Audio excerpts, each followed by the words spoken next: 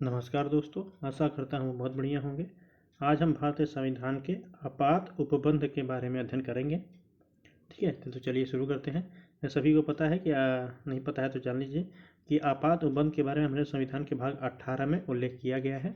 ठीक है, ये आपात उपबंध के तहत क्या होता है कि जितने भी राज्य की प्रशासनिक और शासन संचालन का जो भी कार्यभार होता है वो पूरी तरह से केंद्र में के हाथों में आ जाता है। ठीक है, ये इसी के अंतर्गत क्या किया गया है, आपात उपबंध के तहत केंद्र को अत्यधिक शक्तिशाली बनाने का कार्य हमारे संविधान द्वारा किया गया है। ठीक है, तो इसमें क्या होता है कि केंद्र को किसी भी असामान्य स्थिति में प्रभावी तरीके से निपटने हेतु ये आपात उपबंध क्या होता है, सक्षम बनाता है केंद्र को। और संविधान में देखिए 3 स्थितियों में आपातकाल की व्यवस्था की गई है हमारे। देखिए क्या पहला है आपका कि युद्ध एवं बाह्य आक्रमण और सशस्त्र विद्रोह के कारण आपातकाल। यह देखिए कि ये जो शब्द है युद्ध, बाह्य आक्रमण और सशस्त्र विद्रोह के कारण, ये हमारे संविधानिक जो शब्द हैं उसका है। ये संविधान में यही शब्द का उल्लेख किया गया। ठीक है, जो युद्ध, बाह्य आक्रमण और सशस्त्र विद्रोह होता है इसका होता है आर्टिकल 352 के तहत, जिसको हम आम भाषा में राष्ट्रीय आपातकाल बोलते हैं, जो पूरे देश के अंतर्गत लागू होता है। और दूसरा है आपका कि राज्यों में संवैधानिक तंत्र की विफलता के कारण, जिसको हम राज्यों में राष्ट्रपति शासन के नाम से जाते हैं, इसको ये आर्टिकल 356 के तहत लागू होता है। और तीसरा आपातकाल है आपका वित्तीय आपातकाल, जिसको हम 360 अनुच्छेद के तहत आता है। ठीक है, याद रखिएगा आपातकाल के दौरान सभी राज्य क्या होते हैं, केंद्र के पूर्ण नियंत्रण में आ जाते हैं। ठीक है, सभी राज्य, कोई भी आपातकाल होता है, चाहे वित्तीय हो चाहे राष्ट्रीय आपात हो। ठीक है, और पर याद रखेंगे जो राष्ट्रपति शासन होता है ये एक विशेष राज्य के ऊपर ही निहित होता है, न कि देश के सभी राज्यों पर। ठीक है, बाकी ये दोनों जो आपातकाल लागू होते हैं, वित्तीय और राष्ट्रीय आपातकाल, ये पूरे देश के स्तर पर लागू होते हैं, जबकि जो राष्ट्रपति शासन होता है वो एक विशेष क्षेत्र या विशेष राज्य में ही लागू होता है। सबसे पहले देखते हैं अनुच्छेद 352 यानी कि राष्ट्रीय आपातकाल के बारे में। ये ध्यान दीजिएगा दोस्तों कि आपात जो उपबंध होते हैं उसको लागू करना जो है राष्ट्रपति के हाथ में होता है, बशर्ते कि उसे राष्ट्रपति क्या होता है कि मंत्रिपरिषद को लिखित रूप में राष्ट्रपति को देखना देना होता है, तब राष्ट्रपति के द्वारा क्या होता है आपात उपबंध लागू होता है। ठीक है, सबसे पहले हम देखते हैं अनुच्छेद 352 को। तो 352 जो है भारत के राष्ट्रपति क्या करते हैं, युद्ध या बाह्य आक्रमण या सशस्त्र विद्रोह की स्थिति उत्पन्न होने पर राष्ट्रीय आपातकाल की घोषणा करते हैं। युद्ध का तात्पर्य यह है जैसे कि भारत ने किसी कारणवश किसी देश पर आक्रमण कर दिया तो क्या हो जाएगा, ये युद्ध हो जाएगा। जैसे कि हम अगर अक्साई चीन को लेना चाहें या पीओके को लेना चाहें और हम चाहें कि नहीं यार हम युद्ध कर ही देंगे और उसके तहत क्या करेंगे, उसके बजाय अपना अपना हिस्सा ले लेंगे पाकिस्तान और चाइना से, तो हम क्या करेंगे, युद्ध कर देंगे। तो इस स्थिति में, और दूसरा क्या होता है बाह्य आक्रमण। बाह्य आक्रमण का तात्पर्य होता है कि कोई जब बाहरी कोई देश हमारे ऊपर आक्रमण कर दे तब। और सशस्त्र विद्रोह का तात्पर्य होता है कि देश के अंदर ही नागरिकों द्वारा, कुछ नागरिक विशेष द्वारा अस्त्र शस्त्र लेकर विद्रोह कर दिया जाए। तो क्या होता है, इन तीनों परिस्थितियों में क्या होता है आर्टिकल 352 के तहत राष्ट्रपति द्वारा आपात की घोषणा किया जाता है, जिसके हम राष्ट्रीय आपातकाल कहते हैं। ठीक है, नेक्स्ट है आपका कि आपातकाल की उद्घोषणा का अनुमोदन संसद के दोनों सदनों द्वारा 1 माह के भीतर होना आवश्यक है। अर्थात जैसे आपातकाल घोषणा हो जाता है उसके तुरंत क्या होता है, दोनों सदनों में 1 माह के भीतर, आपातकाल घोषणा के 1 माह के भीतर दोनों सदनों के में क्या होना चाहिए, अनुमोदन होना उसका आवश्यक होना चाहिए। अगर अनुमोदन नहीं होता है तो आपातकाल क्या होता है, समाप्त हो जाती है। ठीक है, लोकसभा के विघटन की स्थिति में, यदि लोकसभा विघटन हो और आपातकाल की घोषणा हो चुका हो, तो लोकसभा की जब पहला पुनर्गठन होता है, पुनर्गठन जब होगा उसकी पहली बैठक से 30 दिनों तक क्या होता है, आपातकाल लागू रहता है। यानी इन्हीं 30 दिनों के अंदर आपातकाल को अनुमोदन करना होता है लोकसभा और राज्यसभा दोनों द्वारा, तब जाके ये आपातकाल क्या होता है और आगे बढ़ सकता है। अगर 30 दिनों के अंदर अनुमोदन नहीं हो पाता है तो आपातकाल वहीं पे समाप्त हो जाती है। याद रखिएगा कि जब अगर लोकसभा का अगर क्या होता है विघटन होता है तो इस दौरान क्या राज्यसभा द्वारा इसका अनुमोदन कर दिया गया होना चाहिए। ठीक है, क्योंकि राज्यसभा तो उसका विघटन तो होता नहीं है, वो तो स्थायी संस्था सदन है, तो उसका तो कभी भी किया जा सकता है, तो उसमें अनुमोदन हो जाना चाहिए। बस लोकसभा का बचा रहना चाहिए और लोकसभा जैसे ही पुनर्गठन होता है उसके 30 दिनों के अंदर भी लोकसभा द्वारा भी इसको प्रस्ताव को पारित हो जाना चाहिए। ठीक है, नेक्स्ट है कि संसद के दोनों सदनों से अनुमोदन के पश्चात आपातकाल 6 माह तक जारी रहेगा। ठीक है, याद रखिए दोनों सदनों से अनुमोदन हो गया है तो मैक्सिमम 6 माह तक ही आपातकाल को जारी रख सकता है। और प्रत्येक 6 माह के बाद क्या होता है, संसद से पुनः इसे क्या होता है अनुमोदन पुनः लेना पड़ता है। तो इसी तरह प्रत्येक 6 माह के बाद संसद से अनुमोदन कर करके जो राष्ट्रीय आपातकाल होती है उसको अनलिमिटेड यानी अनंत काल तक उसको हम बढ़ा सकते हैं। ठीक है, कोई लिमिट नहीं है कि कब तक होगा, 10 साल, 20 साल, 50 साल, जितना चाहे उतने साल तक बढ़ा सकते हैं, बशर्ते कि हर प्रत्येक 6 माह पर क्या होता है कि संसद द्वारा उस आपातकाल के लिए अनुमोदन करना आवश्यक होता है। या देखिए कि हमारे संविधान में किया भी गया है कि संसद की जो बैठकें होती हैं उसमें 6 माह से ज़्यादा का गैप नहीं होना चाहिए, मैक्सिमम साल भर में 2 बैठकें होनी ही चाहिए। उसी के अनुरूप क्या किया गया, 6 माह का इसमें भी अंतराल रखा गया। ठीक है। नेक्स्ट है आपका, राष्ट्रीय आपातकाल के दौरान संसद को राज्य सूची में वर्णित विषयों पर भी कानून बनाने का अधिकार प्राप्त हो जाता है। यदि राष्ट्रीय आपातकाल लागू हो तो संसद क्या राज्य सूची के विषयों पर भी कानून बना सकती है, परंतु जैसे ही आपातकाल समाप्त होता है तो वो जो भी कानून बना होगा राज्य सूची के विषय पर, उसकी केवल वो 6 माह तक ही प्रभावित रहता है। ठीक है, 6 माह के बाद ऑटोमेटिक वो क्या हो जाएगा, समाप्त या निरस्त हो जाएगा जो भी कानून बना होगा। नेक्स्ट है आपका कि आपातकालों के दौरान संसद सत्र न चल रहा हो तो राष्ट्रपति राज्य सूची के विषय पर भी अध्यादेश भी जारी कर सकते हैं। ठीक है, अध्यादेश भी जारी कर सकते हैं। यही कंडीशन है कि आपातकाल जैसे समाप्त होता है तो 6 माह तक ही प्रभावी रहेगा अध्यादेश, उसके बाद वो अपने आप निरस्त हो जाएगा। नेक्स्ट है कि राष्ट्रीय आपातकाल की घोषणा के दौरान लोकसभा का कार्यकाल 5 वर्ष, ठीक है, और से बढ़ाकर क्या किया जाता है, अपने समय तक किया, अनलिमिटेड समय तक किया जा सकता है। बस इसके लिए क्या करना होता है कि संसद द्वारा विधि बनाकर एक बार में 1 वर्ष के लिए बढ़ाया जा सकता है। ठीक है, यानी क्या करेगी, जैसे अगर आपातकाल लागू होगा तो जो 5 वर्ष का कार्यकाल होता है लोकसभा का, वो विधि बनाकर प्रत्येक साल, हर साल उसको बढ़ाया जा सकता है। 1 साल बने, फिर अगले साल बने, फिर अगले साल, ऐसे ऐसे उसको प्रमोट किया जा सकता है। ठीक है, लोकसभा के कार्यकाल को बढ़ाया जा सकता है। नेक्स्ट है, किंतु आपातकाल की समाप्ति के बाद 6 माह से ज़्यादा नहीं हो सकता, अर्थात जो पाँच वर्ष आप लगातार बढ़ाते जा रहे हैं, 1 साल, 2 साल, 3 साल, जैसे ही आपातकाल समाप्त होगा तो उसके मैक्सिमम जो है लोकसभा का जो कार्यकाल है वो 6 माह तक ही रहेगी, और उसके बाद अपने आप फिर से नया लोकसभा का पुनर्गठन होगा। ठीक है। नेक्स्ट है आपका कि संविधान के अनुच्छेद 358 तथा 359 राष्ट्रीय आपातकाल के मूल अधिकारों का प्रभाव का उल्लेख करते हैं, अर्थात 358 में हमारे संविधान में क्या कहा गया है कि जब राष्ट्रीय आपातकाल यानी आर्टिकल 352 उद्घोषणा हो जाती है तो अनुच्छेद 19 द्वारा प्रदत्त 6 स्वतंत्रता के अधिकार, जो हमें मूल अधिकार मिले हुए होते हैं, वह अपने आप ही क्या हो जाते हैं, निलंबित हो जाते हैं। 358 के तहत आर्टिकल 19 के द्वारा प्रदत्त 6 स्वतंत्रता के मूल अधिकार जो होते हैं स्वतः निलंबित हो जाते हैं। किस परिस्थिति में, राष्ट्रीय आपातकाल की परिस्थिति में। इसके लिए अलग से कोई आदेश जारी करने की आवश्यकता नहीं होती है। जैसे ही राष्ट्रीय आपातकाल लागू हुआ, ऑटोमेटिक आर्टिकल 19 तुरंत ही क्या हो जाता है, निलंबित हो जाते हैं। ठीक है। नेक्स्ट है आपका कि 44वां संविधान संशोधन 1978 के द्वारा मूल अधिकारों के निलंबन के संदर्भ में अनुच्छेद 20 और 21 को छोड़ दिया गया। 20-21 को छोड़ दिया, मतलब कि जब 1978 से पहले ये प्रावधान था कि यदि आपातकाल, देश में राष्ट्रीय आपातकाल लागू होता है तो सभी मूल अधिकारों का निलंबन कर दिया जाएगा। ठीक है, सभी मूल अधिकार हो जाएंगे, निलंबित हो जाएंगे। परंतु 44वां संविधान संशोधन 1978 के द्वारा क्या किया गया कि अनुच्छेद 20 और 21 को छोड़ के, यानी 20 और 21 को किसी भी परिस्थिति में, चाहे कुछ भी हो जाए, इसको आप कोई भी सरकार निलंबित नहीं कर सकती है। 20 और 21 हमारे संविधान का कहता है। 20 के अंतर्गत क्या होता है कि अपराधों के लिए दोष सिद्धि के संबंध में संरक्षण आर्टिकल 20 है, और प्राण एवं दैहिक स्वतंत्रता का संरक्षण आर्टिकल अनुच्छेद 21 के तहत है। तो ये दोनों को छोड़ के बाकी सभी मूल अधिकार क्या होते हैं, निलंबित हो सकते हैं। ठीक है, याद रखिए लिखा हुआ है कि 20 और 21 के अंतर्गत प्राप्त मूल अधिकार किसी भी स्थिति में निलंबित नहीं किए जा सकते हैं। नेक्स्ट है आपका अनुच्छेद 359। इसके तहत क्या होता है कि राष्ट्रपति क्या कर सकते हैं, जो 19 आपने देखा कि जैसे ही आर्टिकल 352 प्रभावी होता है तो वो जो आर्टिकल 19 जो मिलता है उसके तहत जो मूल अधिकार प्राप्त होते हैं वह स्वतः ही निलंबित हो जाते हैं, और अन्य जो मूल अधिकार होते हैं, इसको 20-21 को छोड़ के जो अन्य मूल अधिकार जो प्राप्त होते हैं उसके लिए राष्ट्रपति को अनुच्छेद 359 के तहत राष्ट्रपति को निलंबन करना होता है। ठीक है, राष्ट्रपति जब कर चाहें तो अन्य मूल अधिकारियों को निलंबन कर सकते हैं, बशर्ते 20 और 21 को छोड़ के। यानी एक सिंपल सी बात जान जाइए कि जैसे ही आर्टिकल 352 प्रभावी होगा सभी मूल अधिकार अपने आप निलंबित हो जाएंगे, केवल 20 और 21 को छोड़ के। ठीक है।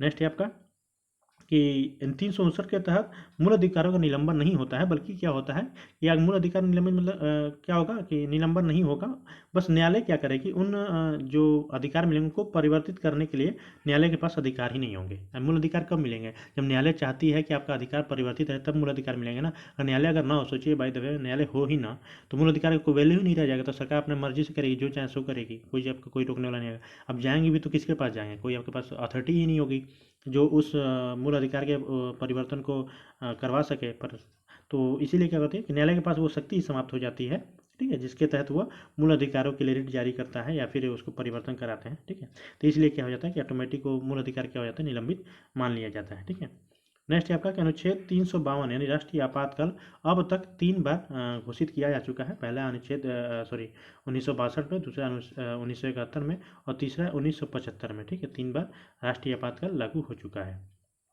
नेक्स्ट है अनुच्छेद 356। इसके अनुसार क्या होता है कि राज्यों में संवैधानिक तंत्र की विफलता पर राष्ट्रपति शासन की घोषणा की जाती है। ठीक है, अनुच्छेद 356 के तहत राज्यों में राष्ट्रपति शासन की घोषणा की जाती है। इस व्यवस्था के तहत राष्ट्रपति को राज्य सरकार की समस्त शक्तियां प्राप्त हो जाती हैं और राष्ट्रपति क्या कहता है कि मुख्यमंत्री के नेतृत्व वाली मंत्री परिषद को भी भंग कर देती है और राष्ट्रपति राज्य विधानसभा को विघटित अथवा निलंबित कर सकता है। हालांकि यह जरूरी नहीं है। ठीक है, राष्ट्रपति चाहे अगर कि विधानसभा को विघटन करना है या निलंबन करना है तो कर सकती है, परंतु ये जरूरी नहीं है कि वो करे ही। ठीक है, और राष्ट्रपति के प्रतिनिधि के रूप में राज्यपाल क्या करते हैं कि राज्य सचिव की सहायता से राज्य प्रशासन का कार्य चलाते हैं। जिस राज्य में राष्ट्रपति शासन लागू हो जाता है उस राज्य में क्या होता है कि राष्ट्रपति के प्रतिनिधि के रूप में राज्यपाल राज्य सचिव की सहायता से राज्य का प्रशासन का कार्यभार देखते हैं। ठीक है, इस दौरान संसद राज्य के बजट प्रस्ताव को भी पारित करती है। राज्य में बजट अगर प्रस्ताव पारित करना बाकी हो तो राज्य के सरकार संसद क्या कर सकती है कि उस राज्य का बजट भी प्रस्ताव पारित करती है। इस प्रकार उद्घोषणा जारी होने के 2 माह के भीतर क्या होता है कि संसद के दोनों सदनों द्वारा अनुमोदन हो जाना चाहिए। यानी किसी राज्य में अगर राष्ट्रपति शासन लागू हो गया है तो संसद में 2 माह के भीतर उस के लिए जो राष्ट्रपति शासन लागू हुआ है उसके लिए अनुमोदन संसद के दोनों सदनों द्वारा हो जाना चाहिए।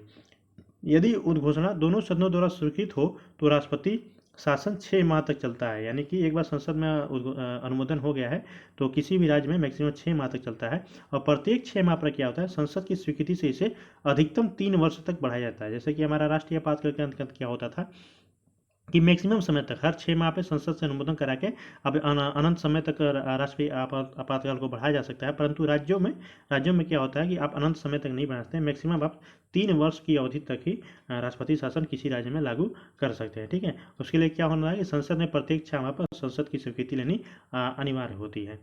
और राज्यों में 356 के तहत राज्य में राष्ट्रपति शासन लागू होने के पश्चात अनुच्छेद 19 का निलंबन अपने आप नहीं होता है। ध्यान दीजिएगा कि राष्ट्रीय आपात में था क्या, ये अनुच्छेद 19 का निलंबन अपने आप स्वतः हो जाता था, परंतु जब राष्ट्रपति शासन होता है किसी राज्य में तो उसके तहत अनुच्छेद 19 का निलंबन नहीं होता, बल्कि इसके लिए क्या होता है राष्ट्रपति को आदेश जारी करना होता है।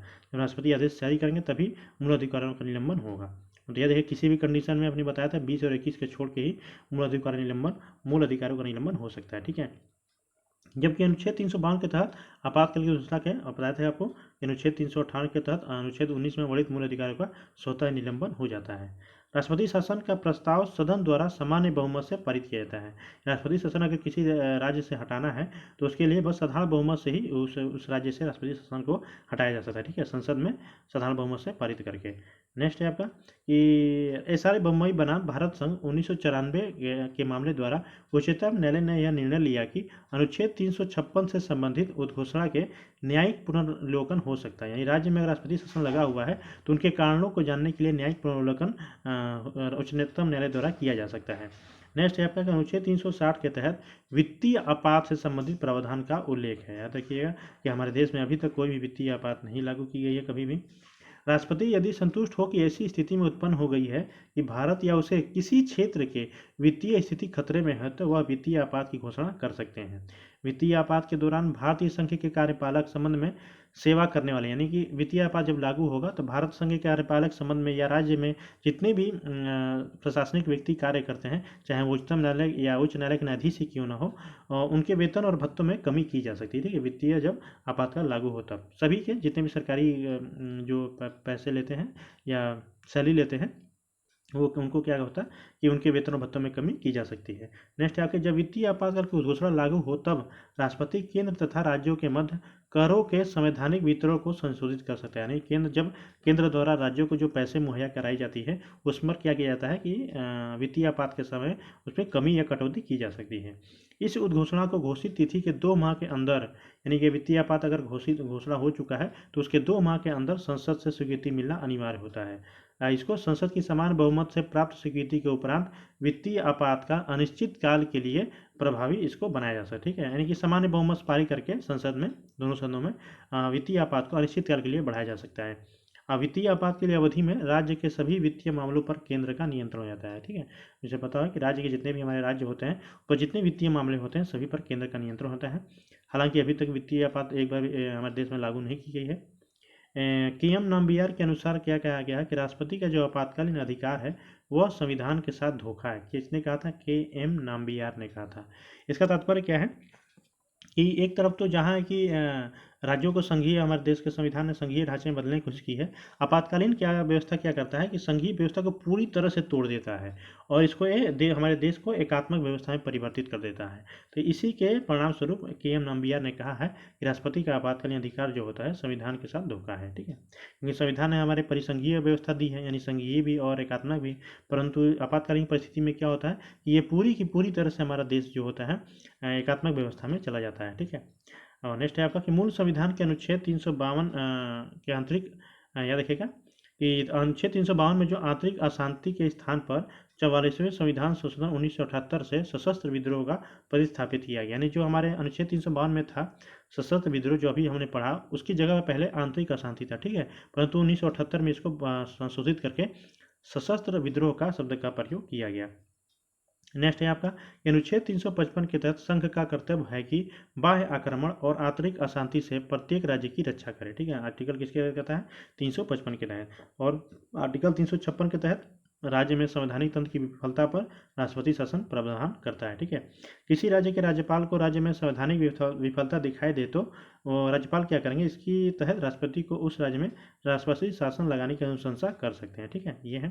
या देखिए कि जो राज्यपाल होते हैं अगर यदि केंद्र, ऐसा नियम है हमारे संविधान में, नियम है कि अगर केंद्र द्वारा कोई नियम कानून भी बनाया जाता है और उसको अगर कोई राज्य अगर मना कर दे उसको लागू करने से, तो भी राज्यपाल क्या कहेगा? कह देंगे कि संवैधानिक तंत्र यहाँ की विफल हो गई है, ये केंद्र की बात नहीं मान रहा है और यहाँ पर राष्ट्रपति शासन लगाया जा सकता है। यानी ठीक है, जैसे कि अभी फिलहाल में ममता बनर्जी ने बहुत सारे केंद्र की सरकार के नियमों का जो नई नई नीतियाँ बनाई थी आम जनमानस के लिए, उसको पश्चिम बंगाल सरकार ने लागू करने से मना कर दिया था।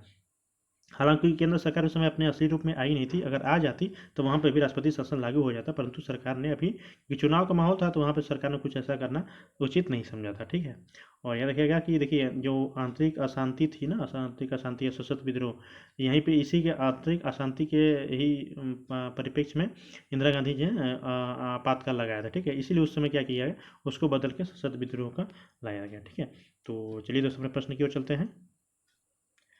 पहला प्रश्न है हमारा कि भारतीय संविधान के अंतर्गत कितने प्रकार के आपातकाल की सोच है? पहला आपका ऑप्शन है ए 2, ऑप्शन बी है 3, ऑप्शन सी है 4 और ऑप्शन डी है 1। तो ऑप्शन है आपका बी कि हमारे पास 3 प्रकार के आपातकाल की सोच हमारे संविधान द्वारा मिलती है। पहला है 352 और दूसरा है 356 और चौथा है तीसरा है 360। ठीक है, ये 3 मिलते हैं। नेक्स्ट है आपका कि भारतीय संविधान के किस अनुच्छेद के अंतर्गत भारत सरकार का दायित्व है कि वह बाह्य आक्रमण एवं आंतरिक अशांति से राज्यों की रक्षा करे? ऑप्शन पहला अनुच्छेद 355, ऑप्शन बी अनुच्छेद 356, ऑप्शन सी है अनुच्छेद 352 या ऑप्शन डी है अनुच्छेद 360। तो ऑप्शन ए है आपका अनुच्छेद 355 के तहत कहा गया है कि केंद्र क्या करेगा, संघ का यह कर्तव्य होगा कि बाह्य आक्रमण और आंतरिक अशांति से प्रत्येक राज्य की रक्षा करेगा। ठीक है, नेक्स्ट क्वेश्चन है हमारा कि भारत का राष्ट्रपति राष्ट्रीय आपात की घोषणा कर सकता है यदि खतरा है। किससे खतरा है? पहला ऑप्शन है बाह्य आक्रमण से, दूसरा आंतरिक अशांति से, ऑप्शन तीसरा है सशस्त्र विद्रोह से, या चौथा है सांप्रदायिक संघर्ष का। तो कौन कौन सा कथन सही बताया है? पहला है आपका 1 और 2, और बी है ऑप्शन 2 और 3, सी है केवल 3 और 4, या ऑप्शन डी है केवल 1 तथा 3। तो ऑप्शन है आपका डी केवल 1 तथा 3 सही है। देख लीजिए कौन कौन से थे। तो 1 और 3 सही थे। ये आंतरिक अशांति इसमें बदल चुका है, परिवर्तित हो चुका है, इसकी जगह पर सशस्त्र विद्रोह का प्रयोग किया गया है, इसलिए ये दूसरा कथन क्या हो जाता है?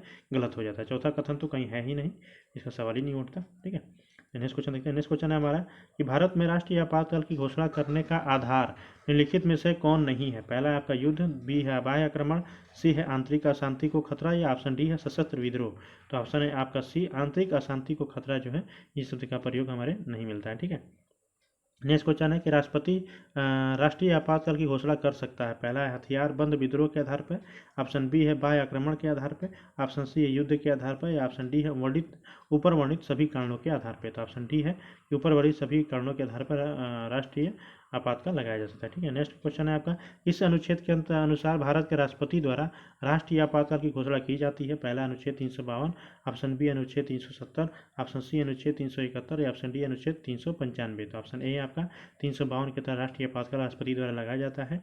नेक्स्ट क्वेश्चन है आपका, निम्नलिखित में से किन परिस्थितियों में राष्ट्रपति आपातकाल घोषणा कर सकते हैं। पहला है बाह्य आक्रमण, दूसरा है आंतरिक अशांति, तीसरा है राज्यों में संवैधानिक तंत्र की विफलता और चौथा है आर्थिक संकट। तो पहला है आपका ऑप्शन पहला है 1 2 3, ऑप्शन बी है 1 3 4 और ऑप्शन सी है 2 3 4, ऑप्शन डी है 1 2 4। तो ऑप्शन आंसर है आपका बी 1 3 4 सही है और दूसरा आंतरिक अशांति शब्द का गलत है। ठीक है, नेक्स्ट क्वेश्चन देखते हैं। नेक्स्ट क्वेश्चन है हमारा कि भारतीय संविधान के अनुच्छेद 352 के अनुसार राष्ट्रीय आपात की घोषणा निम्नलिखित में से किन परिस्थितियों में की जा सकती है। पहला संवैधानिक मशीनरी की विफलता, ऑप्शन बी है आक्रमण, ऑप्शन सी है आंतरिक अशांति या चौथा ऑप्शन डी है युद्ध, बाह्य आक्रमण तथा अथवा सशस्त्र विद्रोह। तो आंसर है आपका डी युद्ध, बाह्य आक्रमण तथा सशस्त्र विद्रोह के आधार पर 352 के अनुसार राष्ट्रीय आपात की घोषणा की जा सकती है। नेक्स्ट क्वेश्चन है हमारा कि भारतीय संविधान के अनुच्छेद 352 के अंतर्गत आपातकाल की घोषणा तभी की जा सकती है जब भारत के किसी भाग को सुरक्षा निम्नलिखित खतरा हो। किससे खतरा हो? नेक्स्ट है आपका युद्ध के आक्रमण से, सॉरी युद्ध के कारण, ऑप्शन दूसरा है विदेशी आक्रमण के कारण, तीसरा सशस्त्र विद्रोह के कारण, चौथा है आंतरिक उपद्रव के कारण। तो आंसर है आपका ऑप्शन है आपका ए केवल 1 तथा 2, ऑप्शन बी है 2 तथा 3, सी है 1 2 3 या ऑप्शन डी है 1 3 4। तो आंसर है आपका सी 1 2 3 सही है। चौथा वाला क्या है? आंतरिक उपद्रव। ये शब्द नहीं हमारे संविधान द्वारा प्रयोग किया गया। ठीक है, नेक्स्ट क्वेश्चन है हमारा कि निम्न में से किस संविधान अनुच्छेद के अंतर्गत भारत के राष्ट्रपति मूल अधिकारों के कार्यान्वयन को स्थगित कर सकते हैं? अनुच्छेद 20 एवं 21 के अतिरिक्त। तो ऑप्शन पहला अनुच्छेद 358, ऑप्शन बी अनुच्छेद 359, ऑप्शन सी अनुच्छेद 13 अनुच्छेद और ऑप्शन डी अनुच्छेद 356। तो ऑप्शन है आपका बी, ये अनुच्छेद 359 के तहत राष्ट्रपति द्वारा मूल अधिकारों को निलंबन किया जा सकता है सिवाय 20 और 21 को छोड़ के। और अनुच्छेद 358 के तहत क्या होता है कि जो आर्टिकल 19 के तहत जो मूल अधिकार प्राप्त होता है वो स्वतः ही समाप्त निलंबित हो जाता है। नेक्स्ट क्वेश्चन है हमारा कि भारत के राष्ट्रपति को निलंबित करने की शक्ति प्राप्त है। पहला है मौलिक अधिकारों को, ऑप्शन बी अनुच्छेद में 21 वर्णित मौलिक अधिकारों को और ऑप्शन सी है कि अनुच्छेद 21A में वर्णित मौलिक अधिकारों को या ऑप्शन है डी अनुच्छेद 19 में वर्णित मौलिक अधिकारों को। तो आंसर नहीं है, आंसर तो वैसे आपका ए ही होगा। ठीक है, अनुच्छेद 20 से 21 को छोड़ के बाकी सभी मूल अधिकारों का वर्णित करने का अधिकार राष्ट्रपति के पास है। नेक्स्ट क्वेश्चन है हमारा कि मौलिक अधिकारों से जुड़े निम्नलिखित अनुच्छेदों के युग्मों में से कौन एक भारतीय संविधान के अनुच्छेद 359 के अंतर्गत आपात स्थिति लागू करने के दौरान निलंबित नहीं हो सकता पूछ रहा है। ऑप्शन पहला आपका अनुच्छेद 20 और 21, ऑप्शन बी अनुच्छेद 14 और 15, ऑप्शन सी अनुच्छेद 16 और 17 या ऑप्शन डी अनुच्छेद 24 और 25। तो आंसर है आपका ए 20 और 21 किसी भी हाल में निलंबित नहीं हो सकते हैं। ठीक है, जो मूल अधिकार हमें प्राप्त है। नेक्स्ट है आपका निम्नलिखित में से किन अनुच्छेदों को राष्ट्रीय आपातकाल के दौरान निलंबित नहीं किया जा सकता है? ऑप्शन ए अनुच्छेद 14 15, ऑप्शन बी अनुच्छेद 19 20, ऑप्शन सी अनुच्छेद 21 22 या ऑप्शन डी है 20 21। तो ऑप्शन है आपका डी 20 21 को किसी भी हाल में निलंबित नहीं करते हैं। नेक्स्ट क्वेश्चन है कि प्रायः किसकी सलाह पर राज्य में राष्ट्रपति शासन लागू किया जाता है? पहला है मुख्यमंत्री, ऑप्शन बी है लेजिस्लेटिव असेंबली, ऑप्शन सी है गवर्नर, ऑप्शन डी है उच्च न्यायालय के मुख्य न्यायाधीश। तो ऑप्शन सी है गवर्नर की सलाह पर राज्यों में राष्ट्रपति शासन लागू किया जाता है। ठीक है, नेक्स्ट क्वेश्चन है निम्नलिखित में से किस राज्य में राज्यपाल शासन के अधिरोपण का प्रावधान नहीं है? पहला है मणिपुर, ऑप्शन सी है मेघालय, ऑप्शन डी है मिजोरम और ऑप्शन डी है जम्मू कश्मीर। तो ऑप्शन आंसर आपका डी होगा। ठीक है, जम्मू कश्मीर में जब ये क्वेश्चन जब पूछा गया तब की बात हो रही है, 2015 की बात हो रही है। उस समय तो अभी आर्टिकल 370 था ही। ठीक है, तो उस समय की बात हो रही है। तो उस समय जम्मू कश्मीर एकमात्र ऐसा राज्य था जहाँ पे राष्ट्रपति शासन का नहीं बल्कि राज्यपाल के शासन का प्रावधान था। बाकी ये तीनों जो राज्य हैं यहाँ पे राष्ट्रपति शासन ही लागू होंगे। ठीक है, यदि संवैधानिक तंत्र विफल हो जाता है तो इन राज्यों में। नेक्स्ट क्वेश्चन है आपका कि भारतीय संविधान के किस अनुच्छेद के अंतर्गत किसी राज्य में राष्ट्रपति शासन लागू किया जाता है? पहला ऑप्शन है आपका अनुच्छेद 370, ऑप्शन बी अनुच्छेद 368, ऑप्शन सी अनुच्छेद 356 या ऑप्शन डी अनुच्छेद 352। तो ऑप्शन आपका सी है अनुच्छेद 356 के तहत। नेक्स्ट क्वेश्चन है हमारा किसी राज्य में राष्ट्रपति शासन की घोषणा के निम्नलिखित में से कौन से परिणामों का होना आवश्यक नहीं है? पहला है राज्य विधानसभा का विघटन, ऑप्शन 2 है दूसरा कथन है कि राज्य के मंत्रिपरिषद का हटाया जाना, तीसरा कथन है कि स्थानीय निकायों का विघटन। तो नीचे दिए कोटों का सही उत्तर बताना है। पहला है आपका केवल 1 और 2, ऑप्शन बी है केवल 1 और 3, ऑप्शन सी है केवल 2 और 3 और ऑप्शन डी है 1 2 3। तो आंसर है आपका बी केवल 1 और 3 सही है।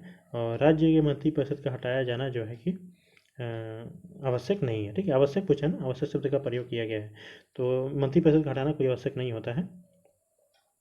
बाकी एक और तीन सही है। ठीक है, नेक्स्ट क्वेश्चन देखते हैं।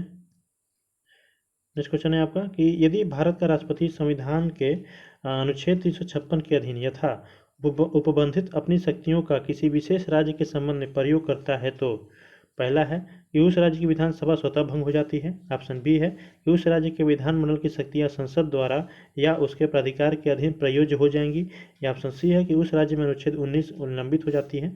या ऑप्शन डी है कि राष्ट्रपति उस राज्य से संबंधित विधियां बना सकता है। तो ऑप्शन बी है आपका कि यदि आर्टिकल 356 लागू हो जाता है राष्ट्रपति द्वारा तो उस राज्य के विधानमंडल की शक्तियाँ क्या होती है, संसद द्वारा संसद के अधीन हो जाती हैं। ठीक है, और संसद उसके ऊपर प्राधिकारी हो जाता है तो उसके तहत वो कार्य कर सकता है। ठीक है, नेक्स्ट क्वेश्चन देखते हैं कि संविधान के अनुच्छेद 356 से संबंधित निम्नलिखित कथनों पर विचार कीजिए। पहला कथन है आपका कि राज्यों में संवैधानिक तंत्र की विफलता एक वस्तुनिष्ठ यथार्थ है।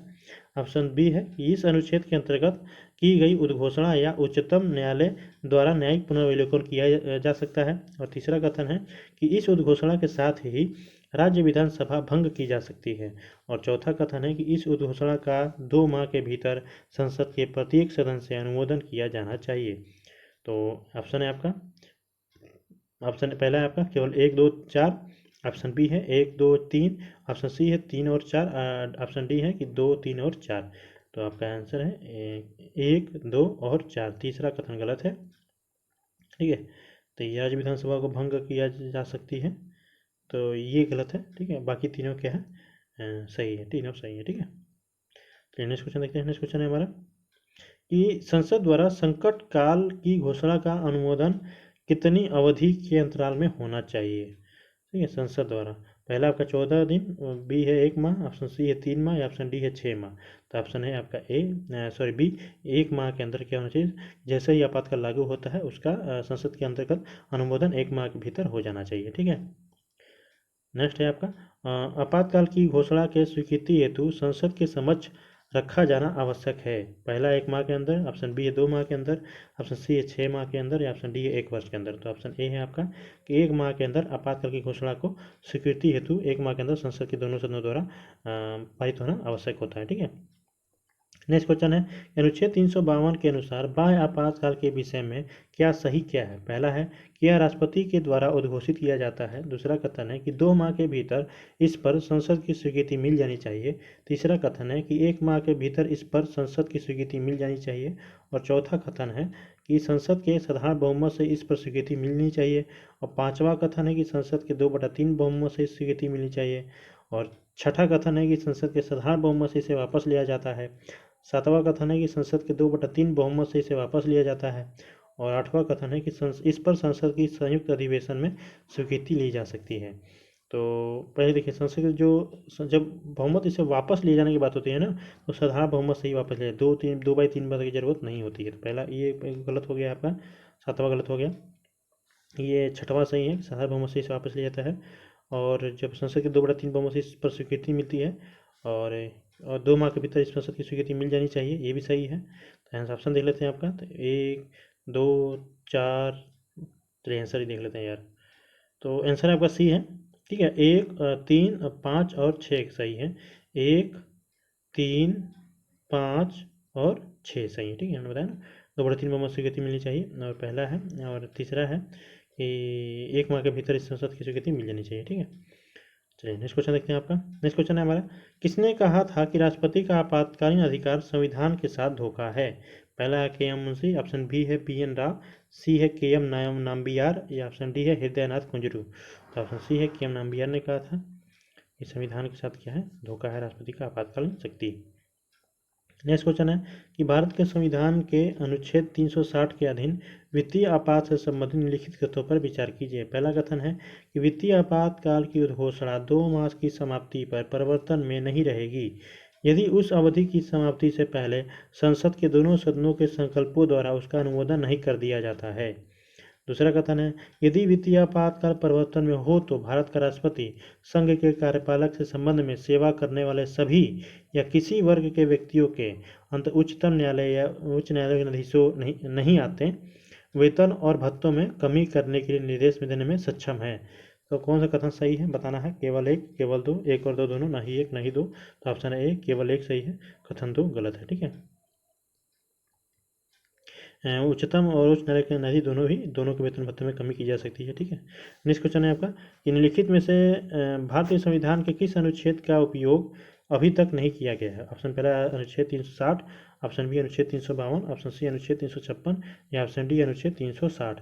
तो ऑप्शन है आपका डी अनुच्छेद 360 यानी वित्तीय आपात का संबंधित आज तक इसका उपयोग नहीं किया गया। ठीक है। नेक्स्ट क्वेश्चन देखते हैं। नेक्स्ट क्वेश्चन है हमारा कि भारतीय संविधान के निम्नलिखित अनुच्छेदों में से किसका व्यवहार में क्रियान्वयन अभी कभी नहीं हुआ है। पहला अनुच्छेद 60, ऑप्शन बी अनुच्छेद 360, ऑप्शन सी अनुच्छेद 352 या ऑप्शन डी अनुच्छेद 356। तो ऑप्शन है बी अनुच्छेद 360 का अभी तक क्रियान्वयन नहीं हुआ है।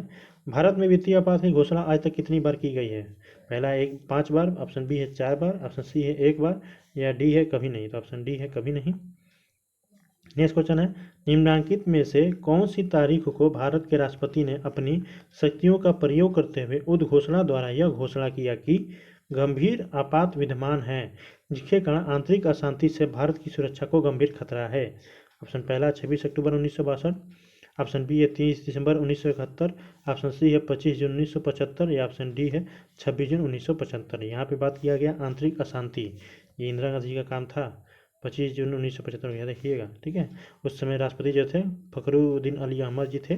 ठीक है। तत्कालीन राष्ट्रपति थे और इंदिरा गांधी के नेतृत्व वाली सरकार ने इसकी सिफारिश की थी कि आंतरिक अशांति हो गई है जिसकी वजह से देश में 352 के तहत राष्ट्रीय आपातकाल लगाना आवश्यक है। ठीक है। तो इसी के बाद किया गया, जब यह आपातकाल खत्म हुआ तो उसी समय क्या किया गया कि आंतरिक अशांति का जो शब्द है इसको हटा के सशस्त्र विद्रोह शब्द का प्रयोग वहाँ पे प्रतिस्थापित किया गया था। ठीक है। नेक्स्ट है आपका राष्ट्रीय आपातकाल में लोकसभा की अवधि क्या होती है। पहला है नहीं बढ़ाई जा सकती है, ऑप्शन बी है कि जब तक आपातकाल रहे तब तक के लिए बढ़ाई जा सकती है, सी है केवल 1 वर्ष के लिए बढ़ाई जा सकती है और ऑप्शन डी है कि आपातकाल की समाप्ति तक बढ़ाई जा सकती है लेकिन एक समय में केवल 1 वर्ष के लिए ही बढ़ाई जा सकती है। तो ऑप्शन डी है आपका कि आपातकाल की समाप्ति तक लोकसभा की कार्यकाल की अवधि बढ़ाई जा सकती है परंतु एक समय में केवल 1 वर्ष के लिए ही बढ़ाई जा सकती है। ठीक है। प्रत्येक 6 माह में उसको क्या होता है, उसको दो संसद के दोनों सदनों द्वारा उसको करवाना होता है। ठीक है। पास करवाना होता है। नेक्स्ट है आपका राष्ट्रपति शासन अधिकतम लगाया जा सकता है। पहला है 1 वर्ष, ऑप्शन बी है 2 वर्ष, ऑप्शन सी है 6 माह या ऑप्शन डी है 3 वर्ष। तो ऑप्शन है डी 3 वर्ष। ठीक है। राष्ट्रपति शासन बात करें ना, राष्ट्रपति शासन नहीं कि राज्यों में केवल 3 वर्ष मैक्सिमम लगाया जाता है, 3 वर्ष से ऊपर नहीं लगाया जाता। ठीक है। नेक्स्ट क्वेश्चन है हमारा कि भारतीय संविधान के अनुच्छेद 356 के अंतर्गत राष्ट्रपति शासन सर्वप्रथम लागू कहाँ किया गया है। पहला पूछ रहा है, पहला आपका उत्तर प्रदेश में, ऑप्शन बी है त्रावणकोर कोचिंग में, ऑप्शन सी है पेप्सू में या ऑप्शन डी है बिहार में। तो ऑप्शन सी है आपका पेप्सू में। ठीक है। तत्कालीन पंजाब और पटियाला एवं east Punjab state union PEPSU जिसको कहा जाता था, सर्वप्रथम राष्ट्रपति शासन वहीं पर लागू किया गया था सन 1951 में। ठीक है। नेक्स्ट क्वेश्चन देखते हैं। नेक्स्ट क्वेश्चन हमारा कि आपातकाल में किसी राज्य विधानसभा की अवधि बढ़ाई जा सकती है किसके द्वारा। अब ऑप्शन ए है राष्ट्रपति द्वारा, ऑप्शन बी है संसद द्वारा, ऑप्शन सी है राज्य के राज्यपाल द्वारा या ऑप्शन डी है राज्य विधानमंडल द्वारा। तो आंसर है आपका बी कि संसद द्वारा किसी राज्य की विधानसभा की अवधि क्या होती है आपातकाल में बढ़ाई जा सकती है। ठीक है दोस्तों। तो चलिए दोस्तों, ये हमारा आज का चैप्टर आपात उपबंध खत्म होता है। हम मिलेंगे अपने नए चैप्टर में, तब तक के लिए नमस्कार, जय हिंद, जय श्री राम।